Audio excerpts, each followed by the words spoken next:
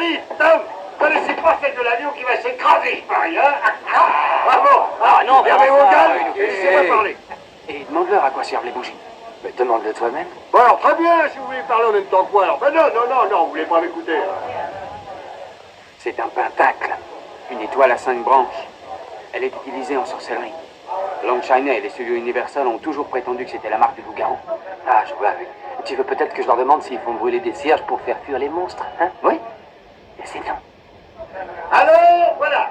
C'est l'histoire d'un avion qui vole au-dessus de l'Atlantique en direction de New York et qui transporte une délégation des membres des Nations Unies. Demande-leur, s'il te plaît. Demande-leur toi-même. À mi-chemin au-dessus de l'océan, ils se rendent compte qu'ils sont à court de carburant. Alors ils sont obligés d'alléger l'appareil. Ils commencent par jeter tous les bagages, mais l'avion est toujours trop lourd. Alors ils balancent tous les sièges. Mais l'avion est encore bien trop lourd.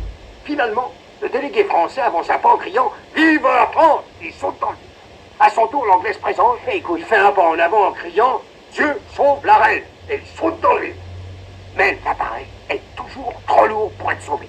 Alors le délégué Yankee, représentant du Texas, fait un pas en avant et crie « Souvenez-vous d'Alamo !» Et il jette dans le vide le Mexicain.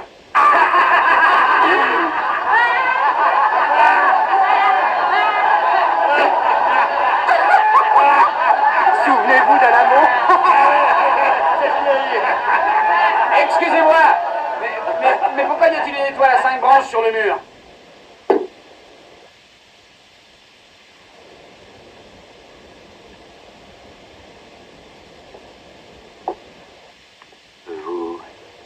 Vous m'avez fait louper le coup. Désolé.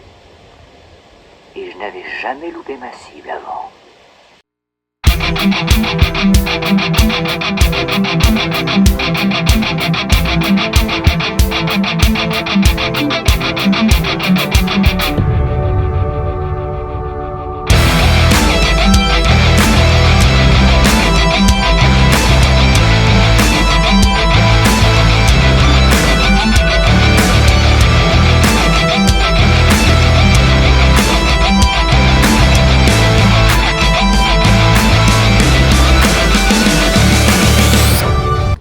Bonjour à tous et bienvenue dans Bulle d'air numéro 18. Un bulle d'air, comme vous pouvez le constater derrière, avec le château de Tintin derrière moi, donc le château de Cheverny. Un bulle d'air hors région Île-de-France. Oui, bah il est comme ça, hein, planète. Donc, on va parler de Werewolf by Night, une série de comics de Marvel Comics, série américaine, car un intégral est sorti sur le sujet.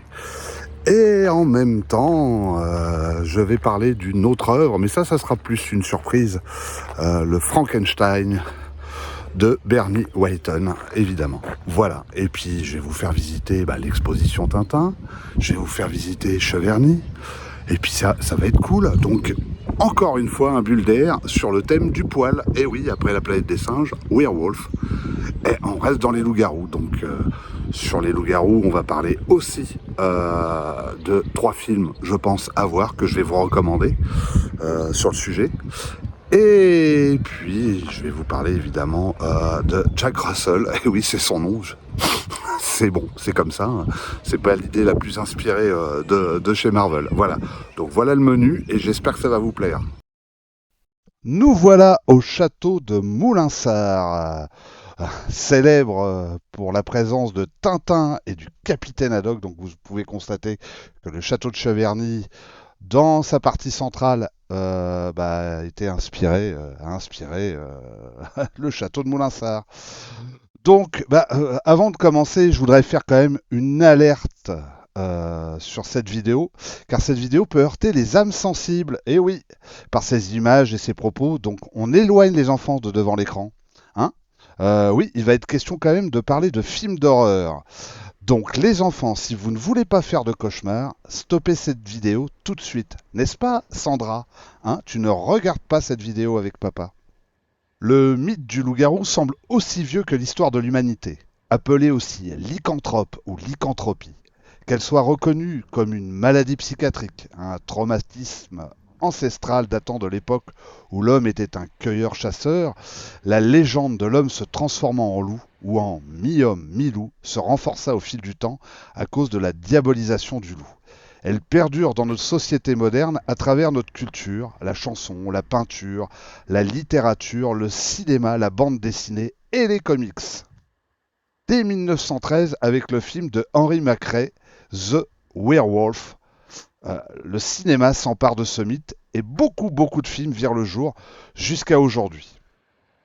Avec la première adaptation de Werewolf by Night sur la plateforme Disney, il me semblait opportun de vous faire mon top 3 des films du genre loup-garou. Si. Je m'en donne le droit. Évidemment, il ne s'agit que de mon top 3 et ne concerne que mes goûts cinématographiques qui n'ont pas de valeur critique. Je ne suis pas Daniel Toscan du Plantier. Vous pouvez avoir des goûts différents et je vous engage avec plaisir à les mettre dans les commentaires. Ça m'intéresse. Même si certains ne sont pas dans mon top 3, cela ne veut pas dire heureusement que je ne les aime pas. Je mentionnerai quand même quelques films qui ne sont pas dans le classement, comme le très étrange La Compagnie des loups de Neil Jordan en 1984, qui a certainement mal vieilli aujourd'hui, avec une transformation à couper le souffle et très originale. Je nommerai aussi le très efficace Hate for Silver de Sean Ellis, datant de 2021 et connu sous le titre en France de The Cursed et au Québec des Damnés. Enfin, The Wolfman de George Wagner, datant de 1941 avec Lon Chaney Jr. et Bela Lugosi, qui aura 2 remakes, un à venir en 2025 et l'autre sorti en 2010 avec Benicio del Toro et Anthony Hopkins. Donc dans mon top 3 et en 3e position, pour moi des meilleurs films sur les loups-garous, je positionne donc Hurlement ou The Howling de Joe Dante, datant de 1981, avec Patrick Macnee, notre John Steed et Dee Wallace. L'histoire commence quand Karen White, une journaliste et présentatrice d'une chaîne de télévision de Los Angeles, prend part à un piège avec la police pour arrêter un tueur en série du nom de Eddie Quist. Alors qu'Eddie oblige Karen à regarder une vidéo d'un viol dans un cinéma porno, le tueur est abattu par la police. Par la suite, Karen, souffrant d'amnésie suite au traumatisme, est envoyée avec son mari dans un centre isolé, une colonie afin de se reposer par le biais de son psychiatre, George Wagner. Oui, comme le nom du réalisateur de The Wolfman de 1941. La colonie est remplie de personnages étranges, dont celui d'une femme nymphomane du nom de Marsha. Sexe, poils et barbac sont au rendez-vous de ce long métrage qui aura quand même 7 suites. À titre individuel et mis à part le premier, je n'ai vu que le 2 qui m'a laissé, pantois. Non, sérieux, une partouze entre loups-garous. Bob Morlock présente La Vaginale, un film de François Perrin. Oui, on a envie de voir, c'est sûr. Mais c'est pas vulgaire. Ah non, c'est très bien, bravo, Ploumanec. Bref, un gros nanar érotico-horreur. Le premier film eut un retour critique plutôt favorable et il remporta différents prix pour les effets spéciaux et le prix du jury au Festival international du film fantastique d'Avoriaz en 1981. Pour ma part, j'ai adoré ce film, cette ambiance troublante, des transformations incroyables et des effets visuels à la pointe pour l'époque, mais qui ferait frémir certains d'entre nous encore aujourd'hui. Ah, Moulinsart, Tintin, Milou, le Capitaine Haddock, Nestor, Tournesol, les Dupont, la Castafiore et cet emmerdeur de Séraphin Lampion. Franchement, on a l'impression qu'on va les voir surgir à tout moment en ces lieux. Bon, le château de Cheverny date de 1624. Louis XIII a 23 ans. C'est aussi l'époque du siège de La Rochelle qui entraînera les premières restrictions de l'édit de Nantes. Si vous avez vu les 2 dernières adaptations du célèbre roman d'Alexandre Dumas, Les Trois Mousquetaires, vous voyez parfaitement à quelle époque est né le château de Cheverny.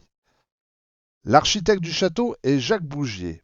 À la demande du propriétaire, Jacques Hureau Et comme vous le savez déjà, Cheverny a fortement inspiré Hergé pour la création de Moulinsart. Le château est situé en région Centre-Val de Loire, dans le département du Loir-et-Cher et sur la commune de Cheverny. Il fait partie des célèbres châteaux de la Loire. Une magnifique région où il fait bon vivre. Les gens sont sympas, la Loire est le dernier fleuve sauvage d'Europe. On y mange bien, on y boit bien et culturellement c'est très riche toute l'année. Pourquoi pas un projet retraite, tiens. Le château de Cheverny aura une seconde jeunesse en 1634, soit 10 ans après les escaliers réalisés par un artiste qui laissa ses initiales, Eiffel. Rien à voir avec la tour, hein. On est bien d'accord, plus d'autres pièces magnifiques. Bon, soyons clairs, à l'extérieur comme à l'intérieur, j'ai eu vraiment la sensation d'être dans le château de Moulinsart. Les escaliers en marbre nous renvoient aux escaliers des bijoux de la Castafiore. Le mobilier, les armures, le grand salon, la salle à manger, à l'affaire Tournesol, ou au secret de la licorne, la salle d'armes magnifique et la salle marine du trésor de Rackham-le-Rouge. Cette dernière a une collection d'armes impressionnantes du XVe, XVIe, XVIIe siècle. Une tapisserie du XVIIe représentant un épisode de l'Iliade nous surplombe et reste en parfait état de conservation. La chambre du roi avec ses plafonds à l'italienne, ses lambris représentant 30 scènes des amours contrariés de Théagène et Chariclée, 6 tapisseries dans la chambre et 2 sur le palier représentant l'Odyssée d'Ulysse et le reste des pièces. Si certains châteaux peuvent être décevants concernant le mobilier, les objets, tableaux, vous ne serez pas déçus par le château de Cheverny, croyez-moi. Bon, bah, j'ai pas vu ni Nestor, ni le capitaine Haddock, ni les Dupont, ni Trifon. Vous vous rendez compte, j'ai même pas vu Trifon. Et encore moins Tintin. Bon, bah, c'est comme ça, hein. On va continuer l'aventure et on enchaîne, c'est tout, quoi. En deuxième position, le inclassable Wolfen dans ce classement. Sorti en salle en 1981 comme Hurlement d'ailleurs, avec comme réalisateur Michael Wadleg, qui réalisa le célèbre documentaire musical Woodstock. Au casting de Wolfen, Albert Finney, Diane Venora et Edwards James Olmos, alias l'amiral Adama dans Battlestar Galactica.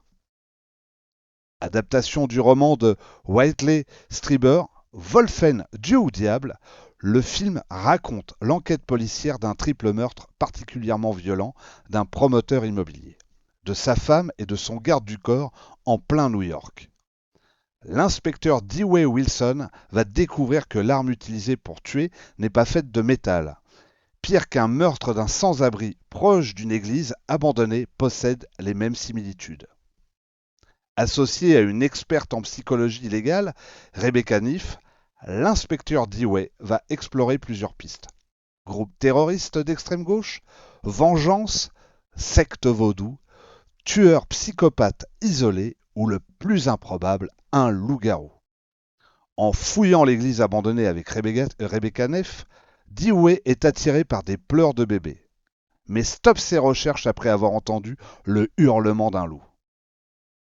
Alors oui, je vous vois venir, pour ceux qui ont vu le film. Oui, Wolfen n'est pas tout à fait un film de loup-garou. Mais là, je ne vais pas spoiler, afin de préserver la fin étonnante de ce petit bijou. Si je le mentionne, c'est que Wolfen coche toutes les cases du genre, sans problème, et joue énormément avec les codes des films de loup-garou. Wolfen fut injustement un échec commercial que seuls les vidéoclubs et les diffusions télé promulguèrent auprès du public. À titre personnel, mon père fit partie des 619 444 entrées en France à avoir vu Wolfen au cinéma. C'est aussi un souvenir de l'émission La Séquence du Spectateur, qui avait pour habitude de nous mettre un très long extrait des films en salle et qui, sur le choix des extraits, souvent nous spoilait la fin.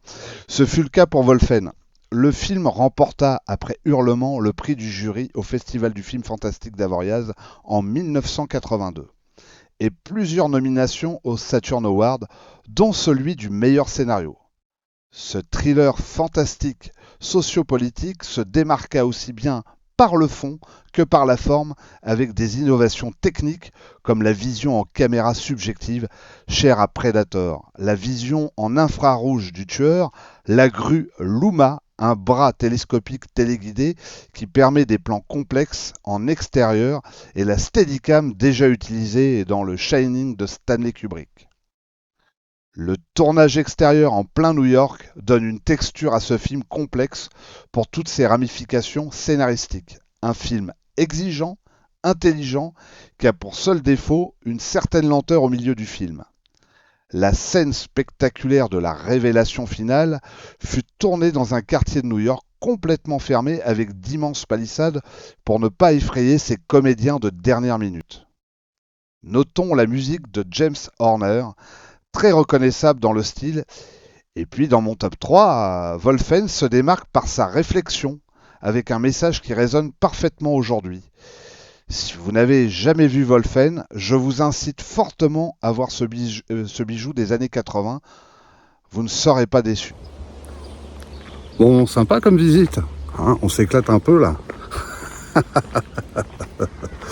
Et faut dire que j'avais pas prévu de le faire à Cheverny, ce bulle d'air, mais l'opportunité s'est présentée et je me suis dit, pour vous, en direct ou en différé, je devais de faire cette vidéo-là. Donc là, je me promène dans les jardins magnifiques de Cheverny. Il y a des arbres de variétés très très diversifiées. C'est vraiment vraiment très sympa. Donc si vous allez visiter les châteaux de la Loire, il y en a quelques-uns à voir, ça je vous le dis. Hein. Entre Cheverny, Chambord, Azel-Rideau et j'en oublie. Donc Chenonceau, le château de Chenonceau qui est magnifique. Chaumont-sur-Loire, un petit bijou. Chaumont-sur-Loire, en plus, tous les ans, il y a un concours de paysagistes. C'est un concours international et les jardins changent en fonction des thématiques tous les ans. C'est un endroit que j'adore. J'y vais tous les ans. Ils ont des glaces et des sorbets incroyables. Voilà, pour les amateurs. Et croyez-moi, ça fait la belle balade. Hein. Alors, bienvenue dans le parc du château de Cheverny, qui est immense. Hein. Il y a énormément de choses à voir. Là, nous sommes dans le jardin des apprentis, tout récent, qui date de 2006 et qui fut créé dans le cadre d'un chantier de réinsertion et qui, pour le coup, porte bien son nom, visible entre le château et l'orangerie. L'orangerie est aménagée en café-salon de thé. Hein, si vous voulez vous restaurer, c'est l'endroit. C'était un abri pour les orangers l'hiver. Le parc il y a plusieurs manières en fait de l'explorer. Hein. Tout d'abord à pied, hein, ça paraît possible. Vous récupérez une carte et vous allez vous promener. Et en haute saison, à bord d'un bateau électrique. Et oui, parce qu'il y a des étangs aussi.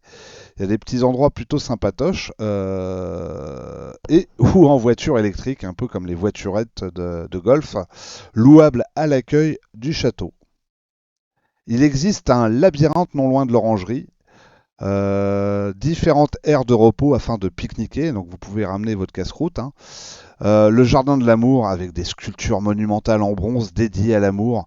Fait par un Swedish boy, vous avez des ruches, des vignes, une variété d'arbres de collection, le jardin des tulipes, le jardin sucré, la salle des trophées de chasse, le jardin potager, le chenil avec des chiens de chasse, oui, et il y a des chiens de chasse, et qui se nourrissent de 52 000 kilos de nourriture par an, et qui chassent vraiment entre le mois d'octobre et le mois de mars.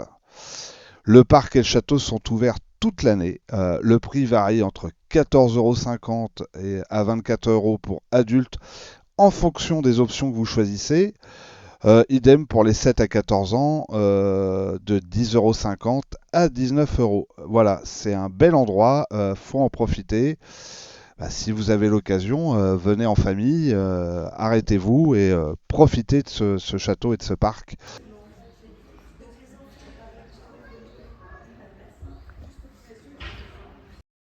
Ben, par ici la visite pour l'exposition Tintin. Euh, et oui, oui, donc vous allez voir, hein, à Cheverny, il y a une expo, c'est super pour les enfants, c'est vraiment bien. Et puis, c'est une thématique plus basée sur le château de Moulinsart, mais ça, vous allez vite vous en rendre compte. Pour le cinéma, bah, il y a eu Chaplin. Pour le rock, bah, il y a eu Elvis Presley. Pour la pop, les Beatles. Et pour la bande dessinée, eh ben, pour moi, il y a eu Hergé, la base, quoi. Je ne vais pas vous faire l'historique de Tintin, cela pourrait être un bulle d'air à venir, mais même si cela m'a tenté dans le contexte, je trouvais que je m'éloignais de ma thématique, à savoir la science-fiction, le fantastique et l'horreur. Mais enfin, comme dirait Gaston Lagaffe, je n'exclus absolument pas de faire une émission sur le célèbre reporter. Donc, comme le château de Cheverny est lié à Moulinsart, il était logique de faire une exposition Tintin aux abords du parc. Vous allez donc déambuler dans différentes pièces qui vont vous renvoyer dans les 24 albums. Pour ma part, Tintin fait partie de mon amour pour la bande dessinée. Je me considère comme un tintinophile, mais absolument pas un expert en la question. Il y a vraiment une fanbase très forte autour du héros belge. Ça, il y a aucun doute. Chaque pièce donc vous renvoie à un album, une pièce liée à Moulinsart, la crypte du secret de la licorne et du trésor de Rackham le Rouge, le salon de l'affaire Tournesol, le laboratoire de l'affaire Tournesol, la chambre de Tintin qui n'a jamais été montrée dans les albums d'Hergé, avec tous les costumes, enfin tous les vêtements qu'il a portés dans les albums, la galerie d'Abdallah, le chenapan inspiré de Faisal II, roi d'Irak à l'âge de 3 ans, dans Coq en stock, le supercolor Trifonard, des bijoux de la Castafiore. Plusieurs trappes sont à ouvrir pour redécouvrir une scène, des objets de la série, une ambiance visuelle et sonore efficace.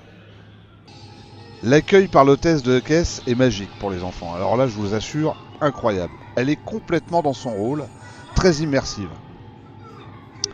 La fin de la visite avec la galerie de portraits des notables de Cheverny, en comparaison avec les portraits des personnages de l'univers de Tintin, est un délice. On peut même dire qu'il y a des fortes ressemblances dans certains cas. Donc si vous voulez faire un tour de bathyscaphe en forme de requin, voir la maquette du char lunaire, allez voir cette expo amusante. Puis pour les fans de Tintin, à l'entrée vous avez un magasin dédié. Si l'on trouve des figurines, des albums, t-shirts, il manque à mon goût les facsimilés des albums originaux. Après, il y a différents ouvrages dans d'autres collections avec des explicatifs des aventures de Tintin. Donc si vous êtes vraiment un tintinophile, moi je ne comprends pas là, il faut aller vraiment à Cheverny, j'ai pas d'autres mots là-dessus. Et on enchaîne sur le comics Werewolf by Night. Donc c'est sur une idée de Roy Thomas que la série Werewolf by Night voit le jour. Comme je l'ai expliqué dans le bulle d'air 10 et 15 consacrés à Marvel Horror et à Tomb of Dracula, ainsi que dans le bref de comics 12 sur Man-Thing, Werewolf by Night voit le jour dans le contexte d'un assouplissement du Comics Code Authority. D'un retour nostalgique des films de la Hammer, Marvel Comics déploie dans toute une gamme de comics d'horreur dans les années 70 comme Tomb of Dracula, The Monster of Frankenstein, Man-Thing, Tale of the Zombie, Scarecrow, Morbius the Living Vampire, The Golem, The Living Mummy, Ghost Rider, The Son of Satan, Chamber of Darkness, Brother Voodoo, Crypt of Shadow et bien d'autres séries. Panini Comics a déjà édité 3 omnibus concernant Tomb of Dracula, un omnibus Man-Thing, 2 omnibus Marvel Horror et 2 intégrales Morbius le vampire vivant. Aujourd'hui, c'est au tour de Werewolf by Night d'avoir une édition avec sa première intégrale comprenant Marvel Spotlight 2 à 4 et Werewolf by Night 1 à 8. La paternité de la série voit le jour par le biais de Jerry Conway au scénario et Mike Ploug au dessin. C'est donc dans Marvel Spotlight 2 en 1972, soit avant la sortie de Tomb of Dracula, que la série voit le jour, et pour le bonheur d'un fan comme le French Geek et moi, c'est Mike Plug qui s'y colle. Alors donc j'espère que le French Geek, il est content. D'autres artistes suivront sur la série, comme Tom Sutton, Jill Kane et Don Perlin. Côté scénario, Len Wein, Marv Wolfman, Mike Friedrich, Doug Monk prendront la suite de Conway. La série Werewolf by Night aura 43 numéros de 1972 à 1977.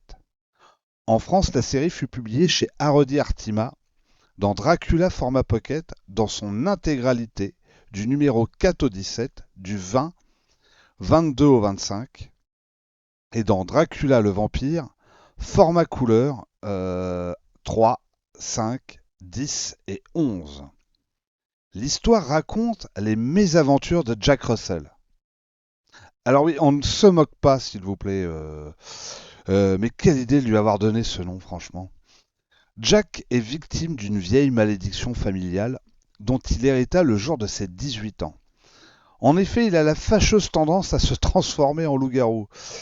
Haïssant sa condition, il décida de se venger de ses pouvoirs afin de traquer les criminels. Sur son chemin, il tombera amoureux d'une sorcière du nom de Topaz. Affrontera pas mal de vilains comme le sociopathe du nom de Bourreau, les frères Ken, le démon Krog, le clochard, le sorcier Marcosa, Glite Knight, et bien d'autres, et des super-héros aussi. Moon Knight fera sa première apparition d'ailleurs dans la série.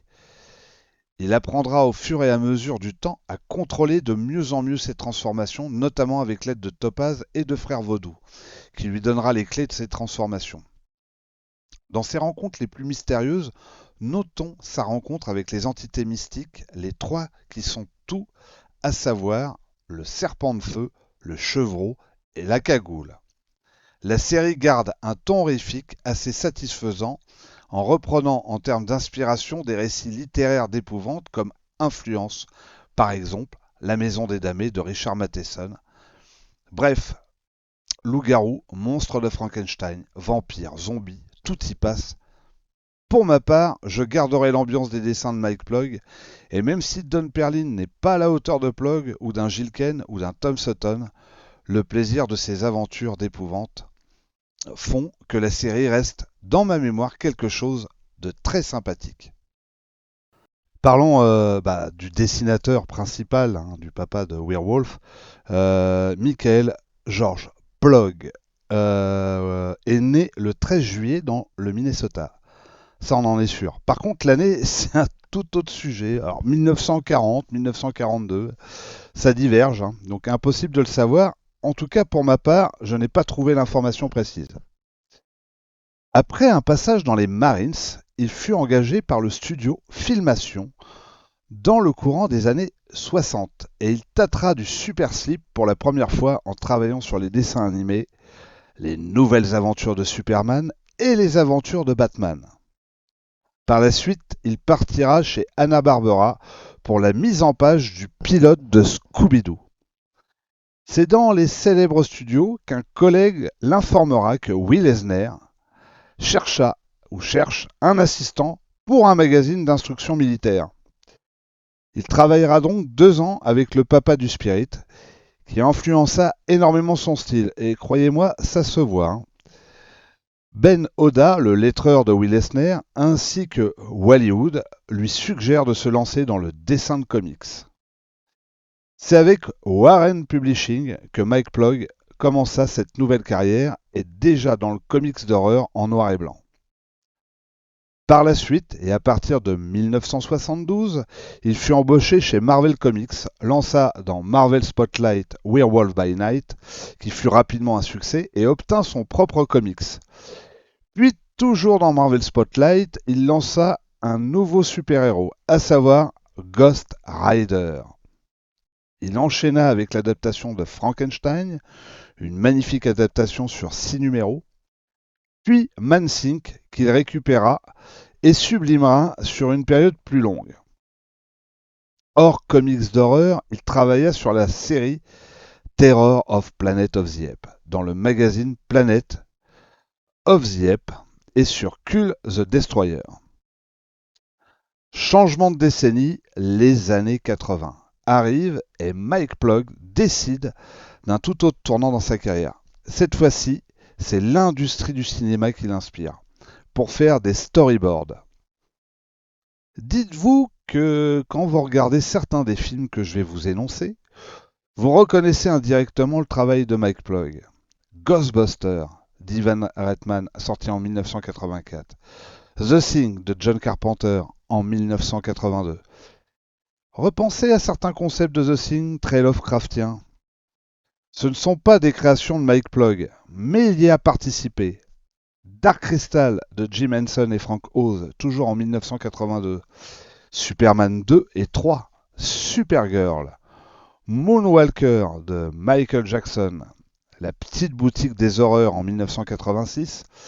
X-Men de Bryan Singer en 2000 et bien d'autres films. En 1992, Mike Ploug revient aux comics et publie Santa Claus. Il travaille par la suite pour Malibu Comics et en 2004 pour Cross Generation Comics. En 2017, Mike Ploug prend sa retraite, enfin bien méritée. Premier sans surprise, le Loup-garou de Londres. An American Werewolf in London de John Landis. Sorti en salle, devinez quoi? En 1981, comme Hurlement et comme Wolfen. Oui, 81, c'est l'année avec un grand A du Loup-garou. L'histoire raconte le road trip de deux globetrotters américains à travers l'Europe qui va se terminer de manière abrupte dans la campagne anglaise.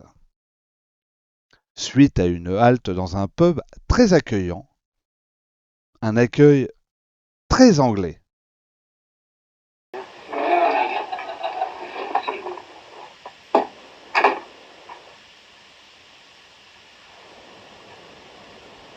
Bonjour. Salut. Ravi de vous connaître. Il fait très froid dehors, on peut entrer un moment. Les deux compères se retrouvent alors très vite dans les Landes, un soir de pleine lune. Quelle bonne idée. Malgré quand même les recommandations des villageois, après qu'ils aient demandé aux deux jeunes Américains de partir.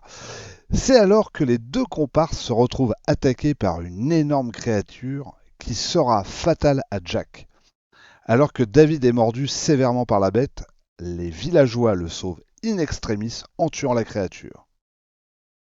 Alors là, John Landis, ancien cascadeur sur les films de Sergio Leone et réalisateur de The Blues Brothers, Un fauteuil pour deux, American College, Un prince à New York et de diverses autres comédies, nous épingle dans un genre où on ne l'attend pas du tout, à savoir le cinéma d'horreur.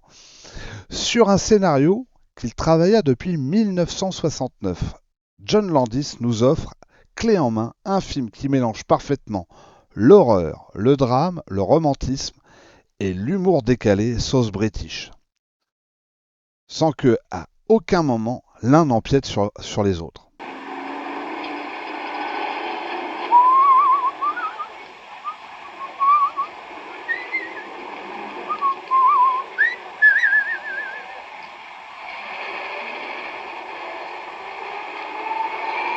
On n'a vraiment pas eu beau temps ces temps-ci. John Landis est le roi du second degré et parvient comme un bon équilibriste à nous faire rire et peur avec des idées originales comme les victimes qui reviennent en mort-vivant.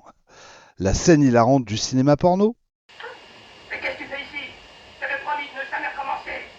Je t'ai jamais promis quoi que ce soit, moi. Pas vous, pauvre idiot, elle. Vous n'avez jamais vu, je vous connais pas. Oh, désolé. Il deviendra un running gag dans plusieurs de ses films. Si vous cherchez le titre du film porno, il s'agit de See You Next Wednesday. La scène du zoo, l'ambiance très british est parfaitement bien captée dans le pub au début du film. Enfin et surtout, la scène la plus marquante, à savoir la transformation spectaculaire en loup-garou de David. Scène que je vis pour la première fois dans une célèbre émission pour la jeunesse présentée par deux jumeaux. Pour dire qu'à l'époque, on ne prenait pas plus de précautions pour nos jolies têtes blondes. Et je ne pense pas être devenu un psychopathe pour autant. Du moins je crois. Hein. Le Loup-garou de Londres fut un succès commercial rapportant 30 565 000 dollars pour un coût de 10 millions de dollars. Côté récompense, Rick Baker remporta l'Oscar du meilleur maquillage. Il faut dire qu'entre l'apparence zombifiante des victimes et la transformation spectaculaire de David, ça paraissait logique. Rick Baker, dont vous connaissez son travail sans aucun doute aussi dans La Nuit des Vers Géants, Hurlement, dont on a parlé précédemment, Greystock, la légende de Tarzan, Vidéodrome, Wolfman, La planète des singes de Tim Burton et plein d'autres films. Côté anecdote, notons la présence du Muppet Show avec Kermit et Miss Peggy crédités au générique et donc la participation de Frank Oz, le papa de Maître Yoda. L'épisode du Muppet Show est un vrai épisode qui ne fut jamais diffusé à la télévision américaine. La musique originale du film est composée par Elmer Bernstein. La bande originale est majoritairement constituée de chansons comportant le mot Moon. À la fin du générique, le film félicite le mariage princier de Lady Di et du prince Charles.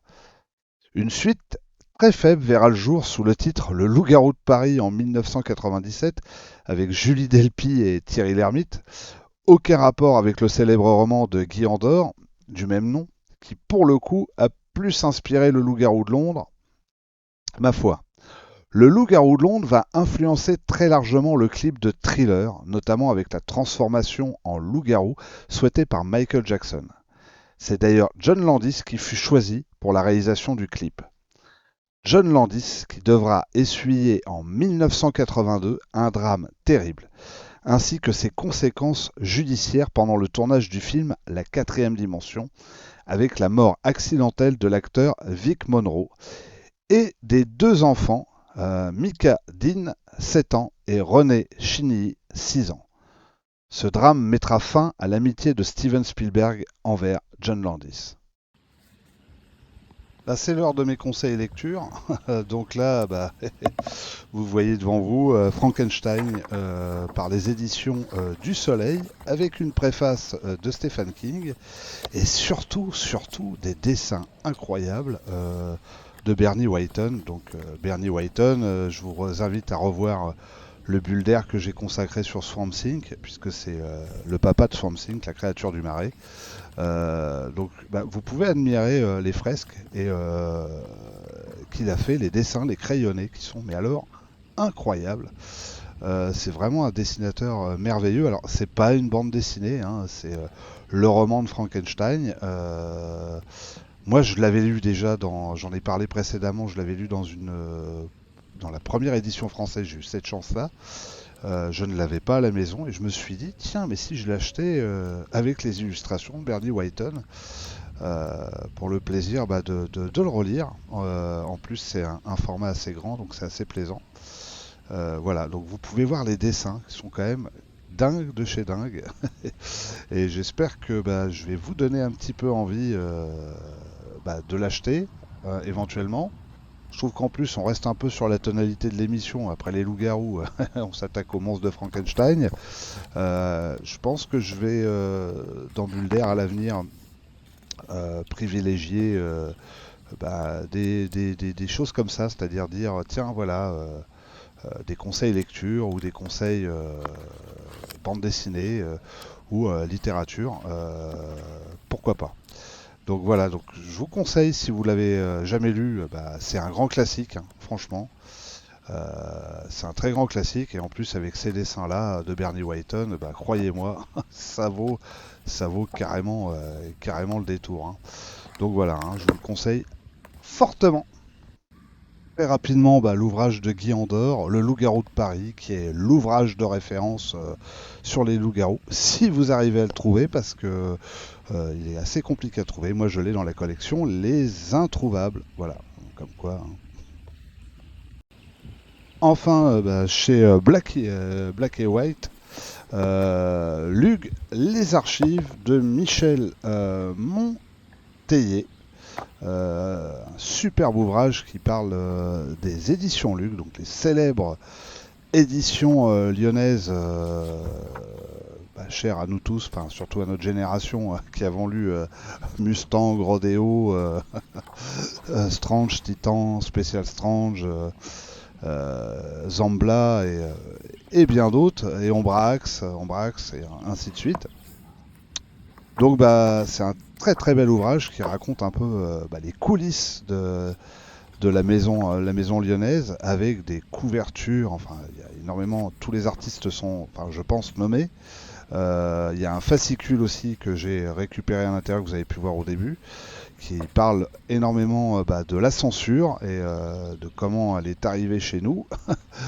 Et c'est pas joli. Enfin bref. Donc du coup vous avez voilà, des super dessins, des super belles couvertures, artiste par artiste. Donc là j'imagine que c'est Jean Frissano qu'on voit là actuellement. Les couvertures qu'il a fait pour Strange et pour d'autres. Regardez ça, c'est une vraie merveille. Ça rappelle des souvenirs aux plus anciens. Hein. Et c'était une époque où on savait quand même mettre en valeur la bande dessinée. Hein. Il n'y a pas à dire. Et même si elle n'était pas française, puisque de toute façon, Lug éditait aussi du matériel italien et du matériel américain. Et ils avaient aussi des créations pures et dures de chez eux, quoi, qu'ils ont lancées. Donc vous voyez là les couvertures de Conan, je crois qu'après on va avoir la planète des singes dans pas longtemps, ça va nous renvoyer à l'émission que j'ai fait. Et moi si vous le trouvez, je vous le conseille, c'est 40 € quand même, c'est pas cher je trouve pour un aussi bel ouvrage, une aussi belle nostalgie, et c'est mon coup de cœur de l'été, mon véritable coup de cœur. Donc voilà, si vous le trouvez, prenez-le. Hein. Et ben voilà, on arrive à la fin de l'émission. Si cette balade vous a plu, ce bulle d'air, un petit pouce bleu, on partage, on commente. Vous aussi, donnez-moi votre top 3 des films de loup-garou. Et puis je vous dis à très très bientôt pour un prochain bulle d'air ou autre format, je ne sais pas encore. En attendant, prenez soin de vous, c'est important. Et n'oubliez pas, le Parigot, vaut mieux l'avoir sur YouTube. Bisous à tous.